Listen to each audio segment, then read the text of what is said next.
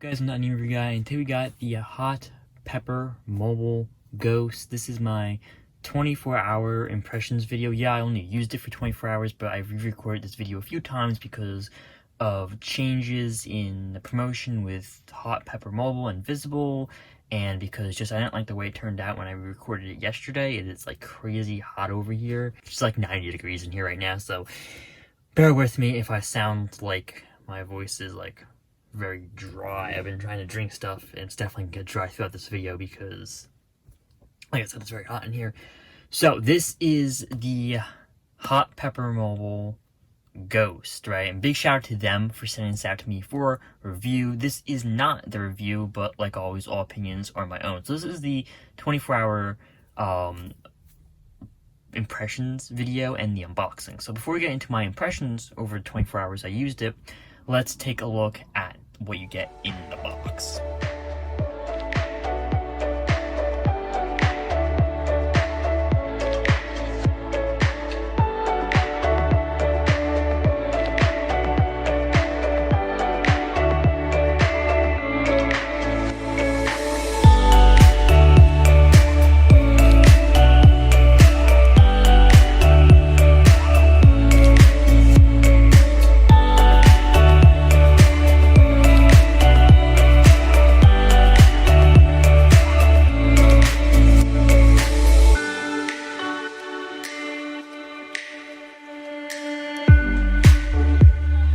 Okay, so now on to the actual device. First up, I'm going to talk about its actual build quality. Now, I believe this is plastic. I should have asked before I start this video again. It sounds like plastic, but I was just wrong on the Xiaomi Mi 10 Lite.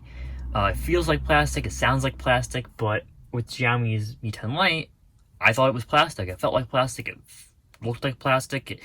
I knocked on it and it felt like plastic, right? And it was glass. It's Gorilla Glass 5. I was corrected on that by many people and by Xiaomi when I asked them. I was corrected, so I think it's plastic. Okay, so I'm gonna say for now I think it's plastic, but it could be glass. Sides are definitely plastic. That's obvious. Front is glass. That should also be obvious, right? We have a pre-installed screen protector on the front. Always nice to see. Always nice to see. When you do turn on that display, you get a pretty standard looking IPS LCD panel, right? Nothing crazy here. General panel you get on a phone, not an OLED. It does have, okay viewing angles for an LED display. Nothing crazy here. This phone is $79 if you buy it on Visible right now, right? So it is normally $179 if you get it from Visible, $199 unlocked, and that unlocked price is pretty attractive, and what you get with this phone is pretty attractive. At least in the United States, it is pretty attractive with the GSM bands and with the CDMA bands. It works on Verizon. It works obviously on Visible, which is a Verizon-backed company. I believe it's owned by Verizon. All the great things about it.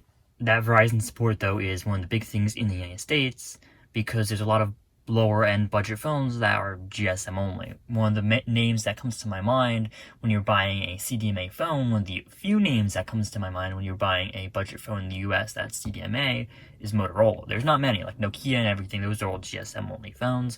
Therefore, they can't be properly used on Verizon. In most cases, they can't be used at all on Verizon.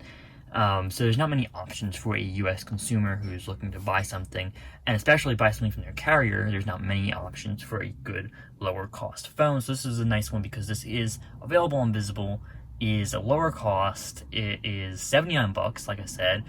You are gonna have to pay $179 outright with Visible if you buy it right now, but you'll get a $100 MasterCard prepaid card back as a rebate, so you do end up only paying $79 for this phone. So this phone is no Poco phone, flagship killer, but in the US market, for a phone that works properly in the US, this phone is compelling.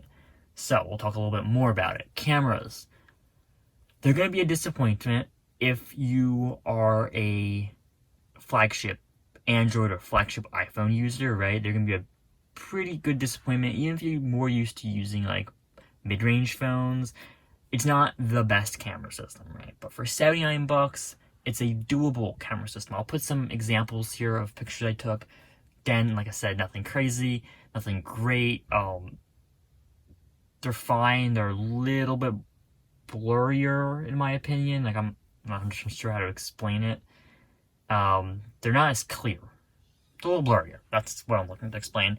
Then, obviously, some higher-end phones, but you have to remember the price point on this is $79. Now, if it was $199, and if we were not in the United States, there might be some more competitive phones for camera, but in the United States, available on a carrier, works with Verizon, and it ultimately is on sale for $79. There's not much to compete with it that has a much better camera. So the camera is disappointing if you're moving over from a high-end or mid-range phone, but pretty expected on a phone this price point in the United States on a carrier, and that works with Verizon. Not that bad. Video on it is pretty similar to what the photo quality is like. It's not the greatest video I've ever seen, but then again, a lot of Android devices don't have the greatest video I've seen. Some have been getting better. I really like the way that Samsung did it with the Note 10. Their video definitely looks much better, but a lot of Android phones tend to have not as good video as iPhones, so that's not unexpected. Software side, everything is running good, right? Again, we're talking about what we're expecting on this one. It has a MediaTek chipset. I forget what the exact chipset. I think it's a P20, Helio P20, P22. I'll put the correct one in text, like over here somewhere. I forget what the exact one is, but I'm not a big fan of the MediaTek chipsets because some phones work perfectly fine. Some phones, don't work great. This phone has been working fine. No shuddering, no lagging in the 24 hours I've used it. Of course, you're gonna get your, it's gonna be a little slower than a flagship, obviously. It's gonna be slower than a mid-range, obviously. It's $79, so you have to properly adjust your expectations for $79. But for $79, and with comparisons I'm making to other phones I've paid $79 for, or $100 for, or in that price point, it is not terrible. Again, like I said, it's really not shuddering. Of course, there's a little bit of a, not lag, but of course like a delay, may I say. I'm showing it here. It's not as smooth. It doesn't feel as smooth as a flagship, especially one with a 120 hertz or 90 hertz display, because of course this is 60. But it's not a bad feeling on the display. The software doesn't lag as of right now, and as of me using it for 24 hours. The battery life has also been not like to write home about, not crazy, not like awesome and surprising, but pretty standard for a general phone at this point, and at this price point, and at this point in time. Like, you wouldn't be upset with the battery. It did last me all day easily when I used it for the day, so but I'm not complaining about the battery at all.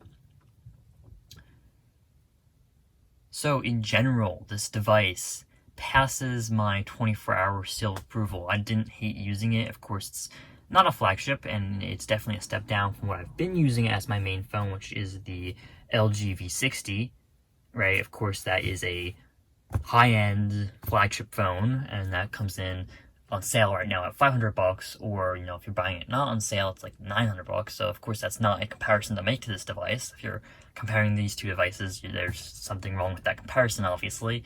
But, of course, it's a step down, but I haven't hated using it. So, once I'm done with my LG V60 review, which I'm working on right now, I'm actually going to fully switch over my SIM card, my Verizon SIM card, into this thing.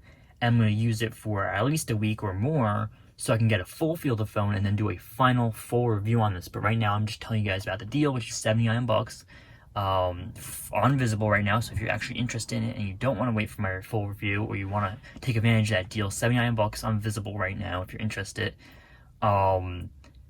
Normally, it is $79 if you can get it on Visible, or $199 unlocked. But I will have a review in the coming weeks, a full final review in the coming weeks, where I talk all the specs and I talk all of all the specs and my usage and everything like that, more in depth than these. This is just a opinions after 24 hours and an unboxing video. Sometimes I do have to very clearly state that, because people get upset that I don't mention specs, I don't mention this, I don't mention that. I'm like, this video is just stuff that has come to my head after 24 hours, right? Just some basic stuff with the device itself. So if you like this video and you want to see the full review where I run down all the specs and everything, click that subscribe button, notification button, everything else. I'll put links for this phone and all the information down in the description if you are interested in that visible deal. Thanks for watching.